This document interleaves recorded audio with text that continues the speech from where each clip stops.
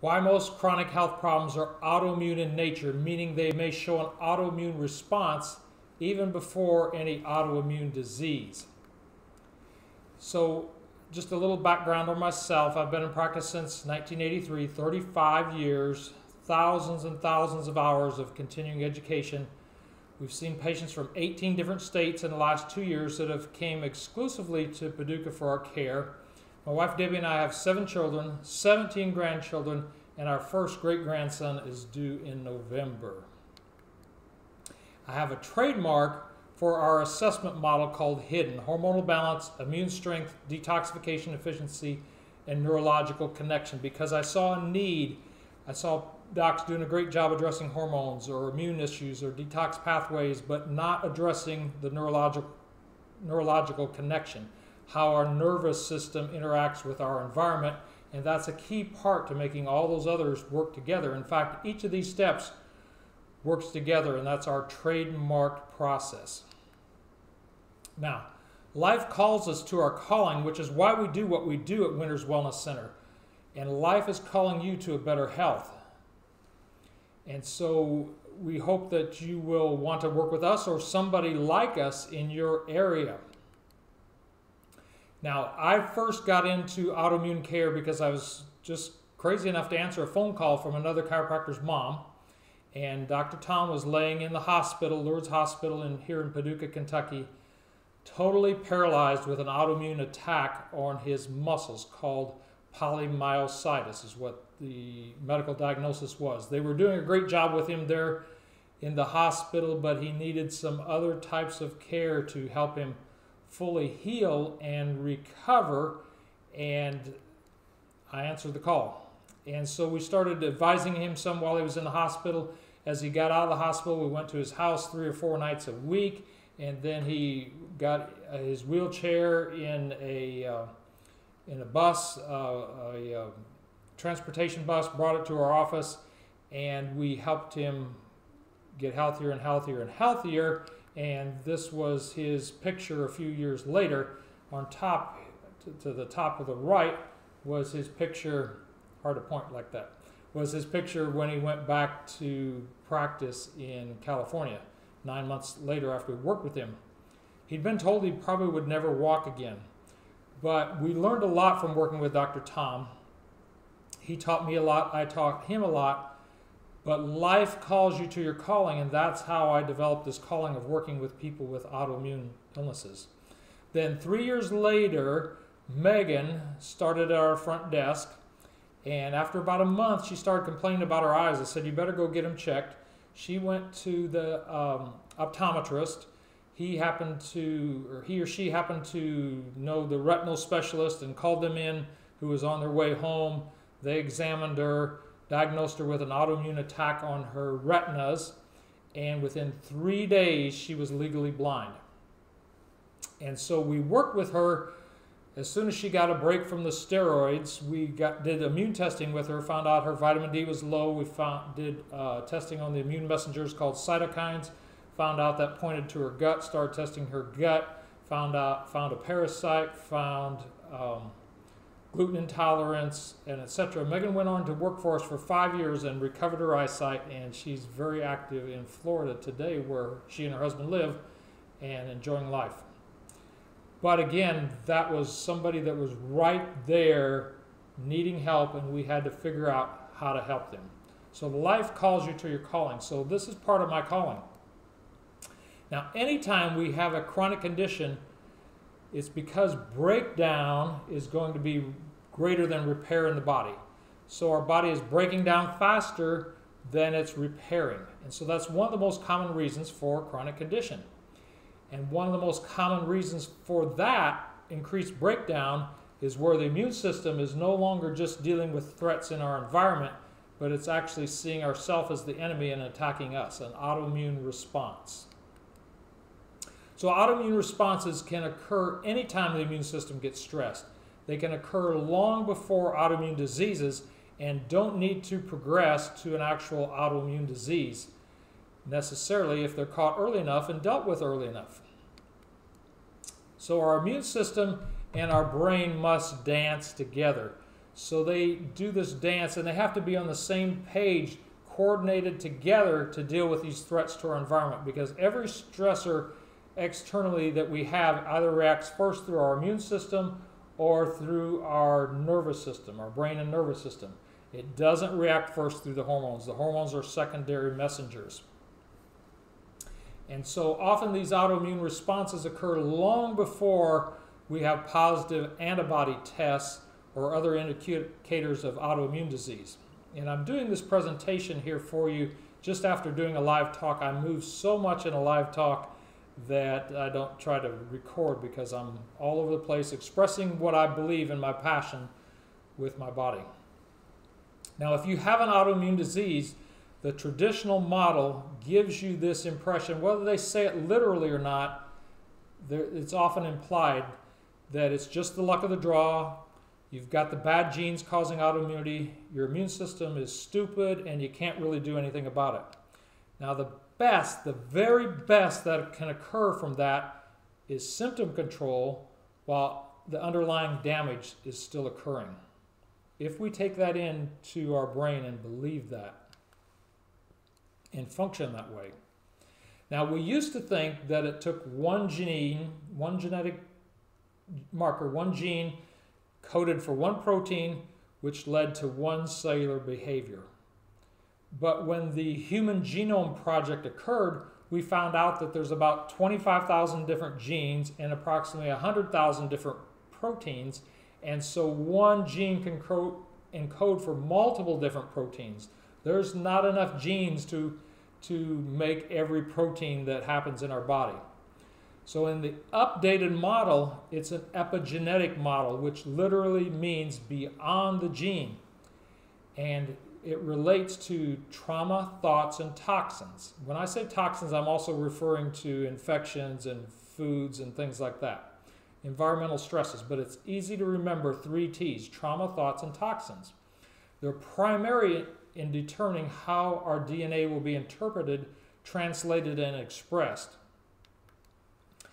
Now, our genes aren't even the major factor then when we realize this, and we can do something about our epigenetics, how our genes are expressed, and we can do something about our environment, the toxins, infections, and modified foods that we're exposed to. So the best that can come if we believe this model is true health. So we get the signals from our brain plus the proteins that are made lead to a cell behavior. And you can see it's 99% the signal influenced by trauma, toxins, and thoughts. Trauma, toxins, and thoughts. It's only 1% the protein, meaning only 1% of the time does a genetic defect occur that encodes for the wrong protein. So it's almost all the signal influenced by trauma, toxins, and thoughts that leads to the cell behavior of an autoimmune response.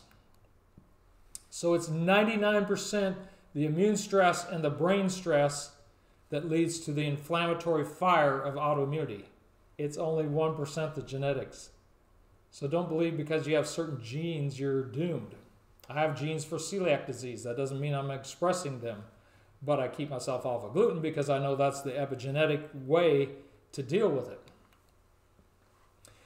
Now, I'm going to cover 5 factors to change in your immune system. Factor number 1, get on an anti-inflammatory diet.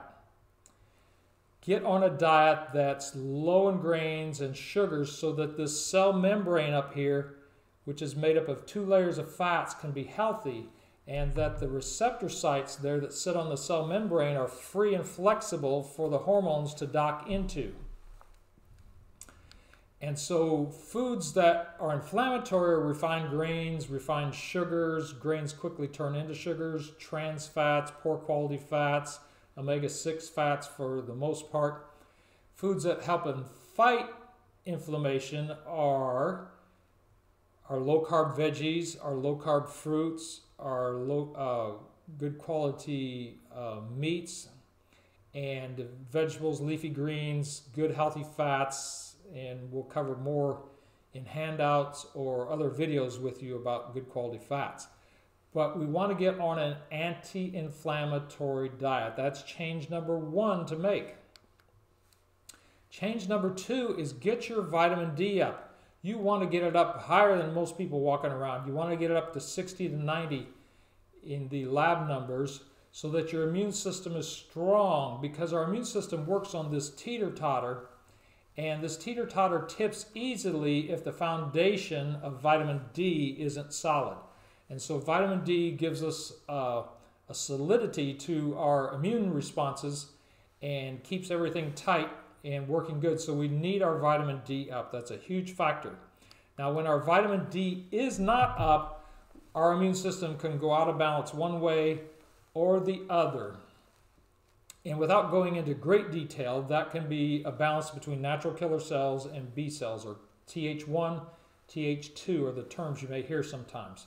The big thing I need you to know here is if our immune system is out of balance, the more it's out of balance, the more careful we have to be on what we eat and what we take in for supplements. So if we want to strengthen the natural killer cells, this Th1 side of things, then we need things like echinacea, astragalus, maitake, and reishi mushroom. If we want to strengthen the B cells, then we want to take things like green tea extract, grapeseed extract, curcumin, resveratrol, and you can't see the last one, it's caffeine. So if we're already high on the B cells here, and then we're drinking caffeine and green tea and taking curcumin, we're going to push that up even higher and imbalance our immune system more. So just know that the more our immune system is unbalanced, the more we have to deal with that in a way to help it balance. I saw a lady one time who just got out of the hospital. They told her at the hospital, it looks like you had some Guillain-Barré issues, and that's an autoimmune diagnosis. And when she came to see us right after she got out of the hospital, we looked at everything she was taking. She was taking everything that was pushing her in the wrong direction, and we had to get her off of those immediately that day and start her on some things to balance her immune system the other direction, and she made an amazing recovery. She was scheduled for a neurologist 4 weeks later. He said, well, I don't think this could be Guillain-Barré because nobody recovers that fast. Well, they don't if they sit at home taking the wrong thing for 4 weeks like she had already been doing. So immune balance is a big factor. Now, factor number 4 is immune stress, is to fix your gut. Dr. Mullen, who is in charge of endoscopy at Johns Hopkins, said that one of the most important things that autoimmune patients can do is make sure they're not letting antigens, or that's bad guys, infections, into their body through their gut and worsening their autoimmune-driven disease. So it all happens right there at the cellular level in our intestines. One cell lining to our gut. So you've heard the term leaky gut. Well, when those cells get damaged or the cells get opened up by different stresses, then the factors, the antigens or the foods or the infections get into the immune system much quicker than they should. As they get in quicker than they should, then our immune system has to deal with it like right away, too soon, and our immune system is going to tend to overreact to that. So fixing our gut is a really big, important issue.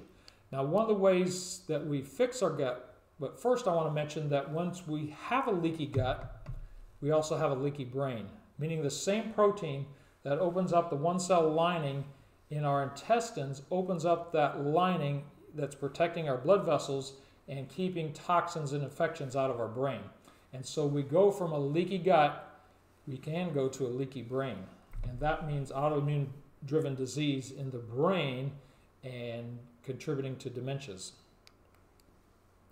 Now, one of the best ways to find and correct our gut is to figure out what's shooting holes in it, what's going shooting holes in our gut. And that's usually infections. So we use a DNA-based stool test for over 60 different hidden infections and 7 digestive markers to find out what's really going on in the gut, testing H. pylori, testing many different bacterial infections, many parasite infections, microscopic and worms, testing different funguses and yeast. And then we look at all these digestive markers, including a marker for gut inflammation, a marker for gluten intolerance, and more. We also have available very advanced food allergy testing, not just the immediate reactions called IgE reactions, but delayed reactions, IgG reactions to 96, and even some of the panels now cover several hundred foods. We also have a wheat zoomer test that's 35 different ways you can react to gluten or components of wheat. And we have these zoomer tests which break the foods down into the peptide level, so very specific level, and we have those related to lectins, which are covering around certain plants that we eat. Lectins, dairy, and corn zoomers. So the very specific tests for lectins, dairy, and corn, as well as ways that we can react to wheat. So we do a full panel of allergy testing, or sensitivity testing might be better said.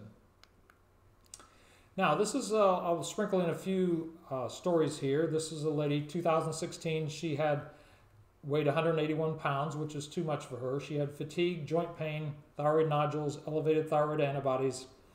We worked with her on the anti-inflammatory diet. Later we did some stool testing, found some infections, cleared those up. Did some micronutrient testing, meaning we tested her for vitamin deficiencies and mineral deficiencies in the serum of the blood and in the red blood cell. And then we did protocols for all those findings.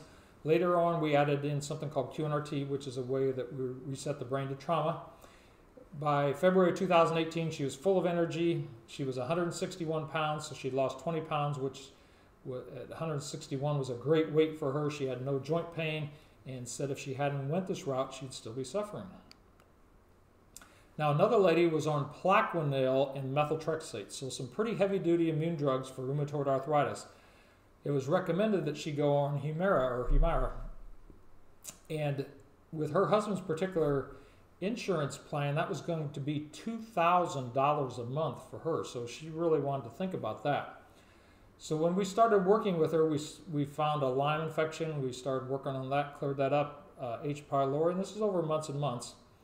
And heavy metal toxicity, we worked on cadmium and lead, and actually in her case, because this was before our current protocols, it took several years to unwind this, but by 2018 she was on no medications for arthritis and no joint pain, and she wasn't spending $24,000 a year on a drug that could give her increased risk of serious infections and an increased risk of cancer.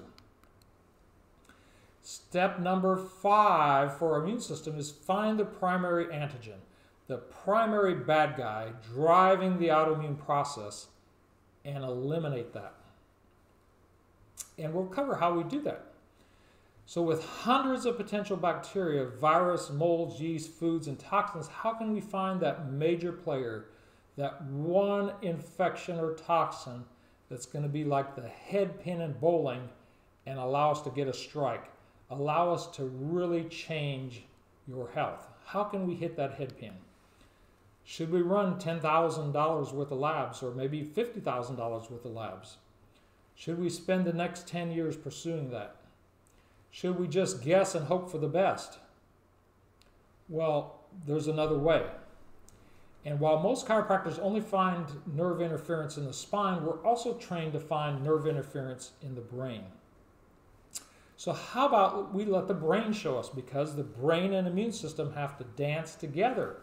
So let's let the brain show us what's most important and what the body needs to deal with most and first. But what does the brain have to do with autoimmunity? So this is a study, cumulative childhood stress and autoimmune disease in adults. And so the bottom line here is those with ACE events, adverse childhood events, that could be divorce of a parent, it could be an alcoholic parent, a drug-addicted parent, a parent that went to jail, it could be sexual abuse or trauma. Lots of different things can make up these ACE events, but people who had those were much more likely to be hospitalized, not just walk around with an autoimmune disease, be hospitalized for an autoimmune disease as an adult, everywhere from 70 to 100% more likely. And this slide doesn't show the names on this ACE study, but it's all Centers for Disease Control researchers in Atlanta, Georgia. And so this is the top of the line in the medical model, looking at this correlation between cumulative childhood stress and autoimmune disease as an adult. Because the brain gets wired with these stresses to respond in an inflammatory manner. Moreover, many retrospective studies found that a high proportion, up to 80% of patients, reported uncommon emotional stress before disease onset. And we see that all the time after time after time, when we listen to histories in our office. And so we see this just regularly, and I'm going to get a drink here because I've already spoken for an hour and now I'm doing this.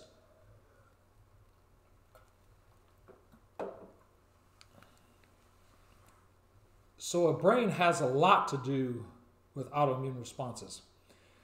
And the limbic or protective part of our brain responds the same for physical pain as it does for emotional pain. So emotional pain can respond the same as hitting our thumb with a hammer. And so our brain goes into this protective reactionary mode. Think about being out on the highway tonight and it's raining, which it is while I'm doing this, and you hear tires screeching behind you, and you see lights flashing, and then you get hit. And now when I hear screeching tires, what happens to my body? I'm wired for that response. And so when our brains think that there's a threat, or our subconscious brain believes that there is a threat, the signals of threat, called neuropeptides, we talked about proteins earlier, neuropeptides are released into the blood and prepare the cells for a protectionary response. The perceptions and beliefs of our subconscious brain literally get turned into chemistry, which will determine how our immune cells act. Now this wiring to firing, like the screeching tires, will fire from these emotional centers here up into the hypothalamus, the literal mind-body connection center of our brain. And that is listening in on our immune system through the cytokines or immune messengers. And it's listening in on our autonomic nervous system and on our hormonal system. And so there's two-way communication going on with our nervous system, immune system, and our hormones. And so this wiring to fire, the screeching tires, can wire into our immune system, to our autonomic nervous system that's controlling our organs without us thinking about it, and to our production of cortisol in our hormonal system. So this is why this mental or emotional memory is so powerful in affecting our health. So there are thousands upon thousands of receptors on every cell in our body. So there's receptors on our cells for estrogen, for progesterone, for testosterone, for serotonin, for dopamine, for insulin, just to name a few. But when we have feelings of anger, sadness, guilt, excitement, happiness, or nervousness, each separate emotion releases its own flurry of neuropeptides. Those neuropeptides surge through the body and connect with those receptors, which change the structure of each cell as a whole. And when the cells divide, which our cells are regularly dividing and making new cells as old cells die and new cells take their place, the new cells will contain more or less receptors according to the emotions those cells were bathed in. So the regular constant emotions that our cells are bathed in is a huge factor in affecting our health. And these ACE events become entangled in the brain, building strong pathways for inflammatory responses to foods, infections, environmental allergens, and toxins. And we can create negative patterns, which are self-sabotage patterns, and core beliefs patterns, which are like wearing colored glasses, seeing the world differently, that can cause self-sabotage. And if our brain doesn't love us, how can our immune system love us? It's a serious question, especially when we're talking about the subconscious brain that's running programs without us even thinking about it. If our subconscious brain doesn't love us, how can our immune system love us? And if our immune system doesn't love us, it's going to be more likely to attack us, right? Powerful thoughts.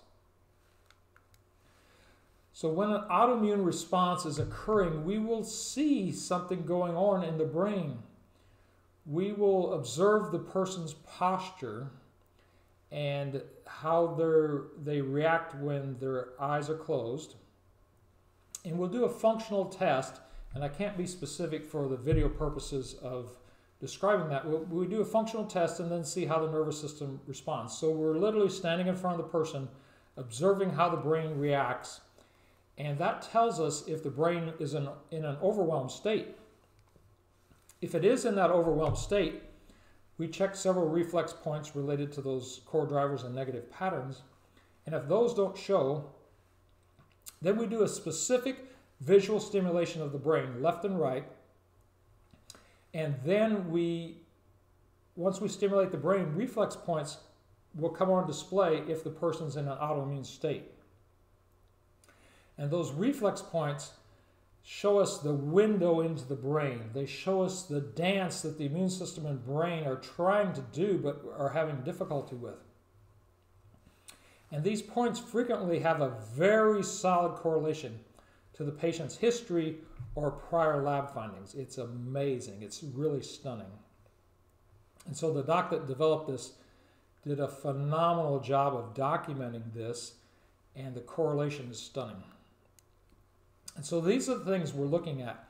These tick-borne infections like Rocky Mountain spotted fever, Borrelia babesia, infections like chlamydia, H. pylori, staph and strep, mycoplasma, peptostrep, toxic Lyme, which is more the toxic effects of Lyme, Bartonella, another tick-borne illness, Brucella, C. diff, streptococcus, hepatitis, Epstein-Barr, influenza, Coxsackie, cytomegalovirus, HPV, human parvovirus, herpes zoster and herpes simplex, Giardia, Toxoplasma gondii, Candida, and other parasites. Soy, chocolate, sugar, egg, corn, dairy, gluten. Gluten obviously is a pretty common one. Plastics, toxic mold, nitrates, insect bites, household cleaners, pesticides, and heavy metals such as cadmium, nickel, lead, mercury, and arsenic.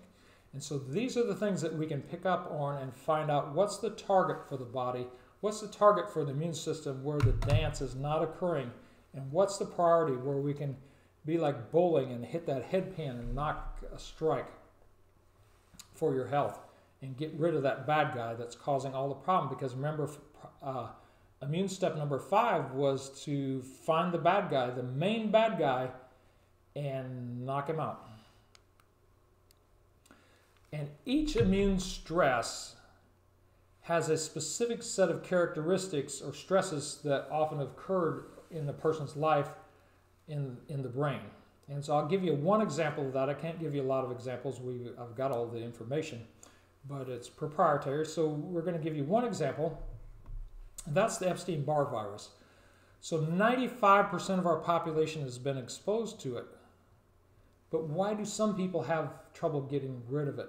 And the ones that have trouble getting rid of it, when you go into their history and when you work with them on this mental brain level, emotional brain level, we find out that they feel like they're controlled by others, or they're always putting others first and themselves last, or they feel a major fear of disappointing others, they're easily angered, or they have to be perfectionistic, they have to get it just right, and they can't let anybody down, and they're super scared that they would let somebody down, or they feel a loss of hope.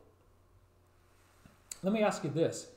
If you could never say no to anybody, you had to help them with any and everything, any time of the day or night, no matter what was going on, you had to help with it.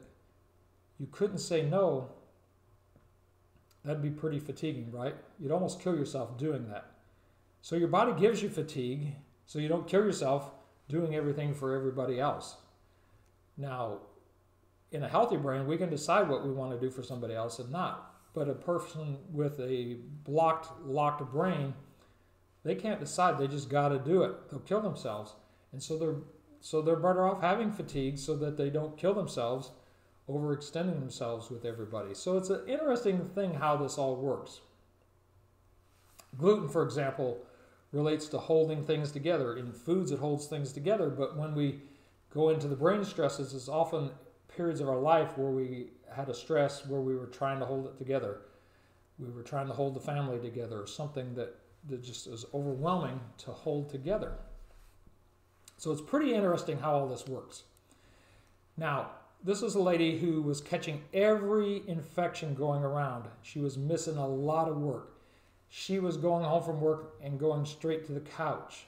And all weekend she would lay on the couch or in bed trying to get up enough energy to go back to work on Monday morning. She was having cycling fevers on and off. Some months she was literally gaining 20 pounds and other months losing 20 pounds. Now this was going on and on and on. When we checked her with the Q&RT process, it went to the plastics point. And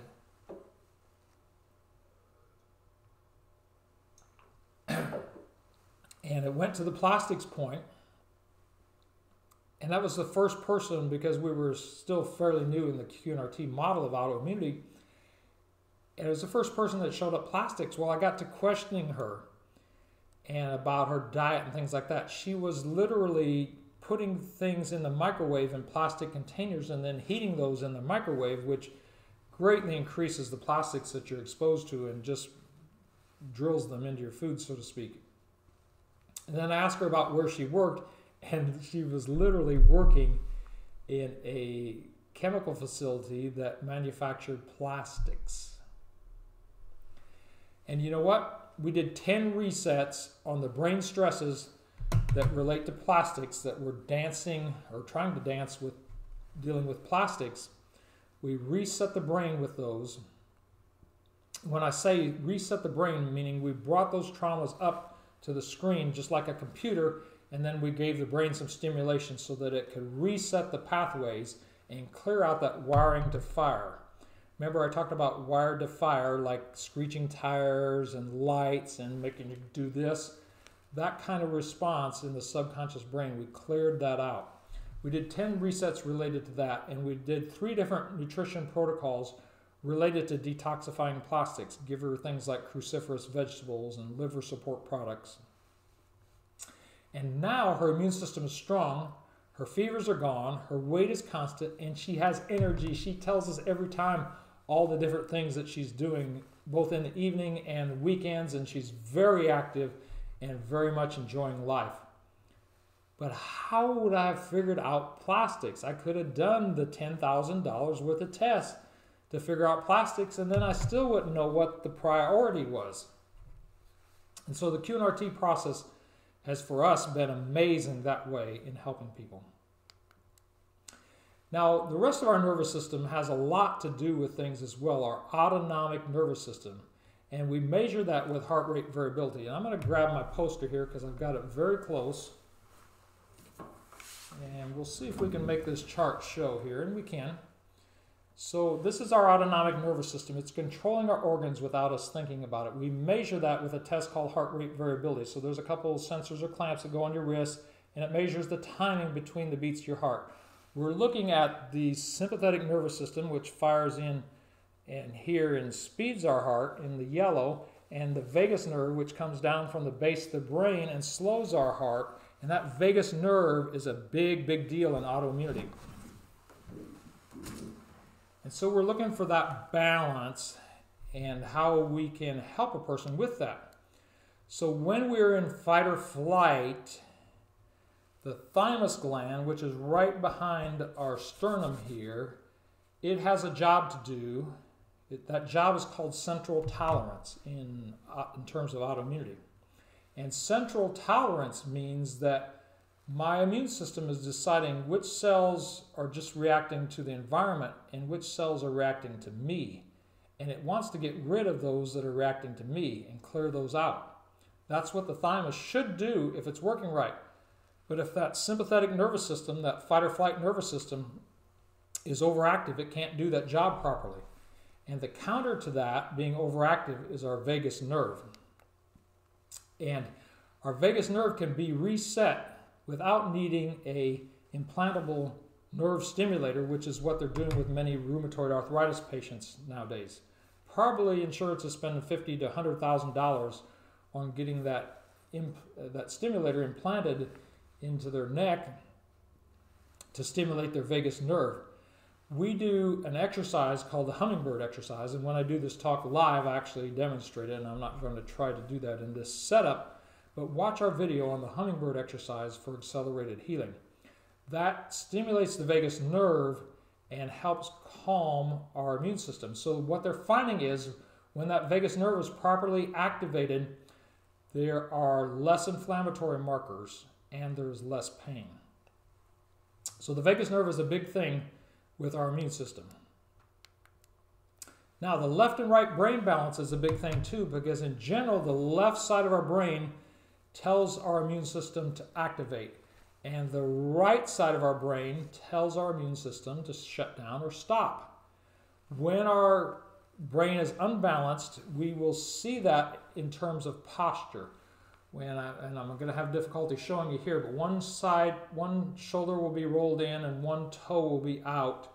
And we will see that in a person, then we'll lay them down, and then the side that the shoulder's rolled in and the toe is out, they will be weaker on that side. And when we get that confirmation that they're weaker on that side where we see the postural change, we know that that brain, in this case the right brain, is under firing compared to the left.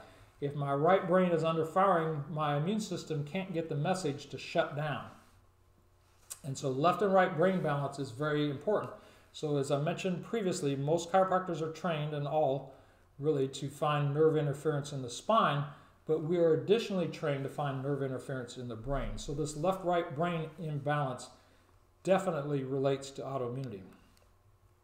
Now, we also use a technique called neurofeedback, and that's where there are sensors on the scalp and on the ears which are connected to a computer which is reading electrical activity of the brain. Some types of neurofeedback we have several different types. One type is based on an EEG, based on specific brainwave measurements, and another one's based on immediate responses while you're doing the training. With either system, it can be very helpful in training the brain away from anxiety or depression patterns, away from poor sleep patterns and poor stress tolerance, and it can show us, the EEG can show us indicators of long-term emotional trauma, short-term emotional trauma, and much, much more. And this is a study here where neurofeedback significantly reduced symptoms of depression and fatigue in multiple sclerosis patients. Now, one of our final stories here is a lady that, due to a heart condition, she was unable to work. She was in bed much of the time and expected to need a pacemaker. And we checked her with the Q&RT process. We had no idea whether we could help her or not until we saw her. And that's what I'm going to tell you. Until you get examined, there's no way to know. And if there's somebody in your area that does the Q&RT process, get there. You could find that out with qnrt.com, but you'll have to check the practitioners if they've taken that specific training and if they're confident in it. It's something that we do multiple times every single day. Now, until Q&RT identified the autoimmunity issue, we stood her up, we saw how the brain reacted, we stimulated the brain left and right, we found the reflex points, and it went to toxic mold. And we started asking some questions about mold, and she had had some mold exposures. So we got her on one supplement. Often it's more, but in her case it was one supplement to detoxify toxic mold, and we did 2 resets of the brain related to stresses that weren't allowing the brain and immune system to adequately deal with toxic mold. This is her heart rate variability. On this side is her pre, and the thin line to the green here says that her vagus nerve wasn't working very good. And after those 2 resets, a month later, her vagus nerve went up from to 15 to 20%, which is normal. And I'm having a hard time pointing to this, you'll see that, but it improved dramatically. And the second indicator is an indirect look at the brain's stress to the heart. And the bottom one, harmonization, is how all the systems that regulate the heart are working together. It was 8%, and it went to 74%. Amazing change. She was able to get up get going, and able to go back to work in that 1 month of care. Not everybody's that quick, but this is how powerful this system can be. And the last one I want to show you is really stunning. And so Heather, and I'll mention her name because we have a signed release and she's done several videos for us. She first came into us with high anxiety, and we helped her with that, and she went from not being able to be around people much and checking her locks on her doors 3 or 4 times a night to being able to get on an airplane and go to Disney around thousands and thousands of people. And that's what 3 QNRT sessions, quantum neural reset therapy, did for her. But I didn't have the autoimmune part. I didn't know how to find how the autoimmunity was affecting the brain and how those were dancing together. So she actually went from Hashimoto's, which was a low thyroid, and an autoimmune attack, which is creating underproduction of the thyroid and a low thyroid. So she was on Synthroid and maybe on too high a dose, but she went into a thyroid storm, which means another part of the antibodies related to the thyroid got activated, and then she overproduced thyroid hormone.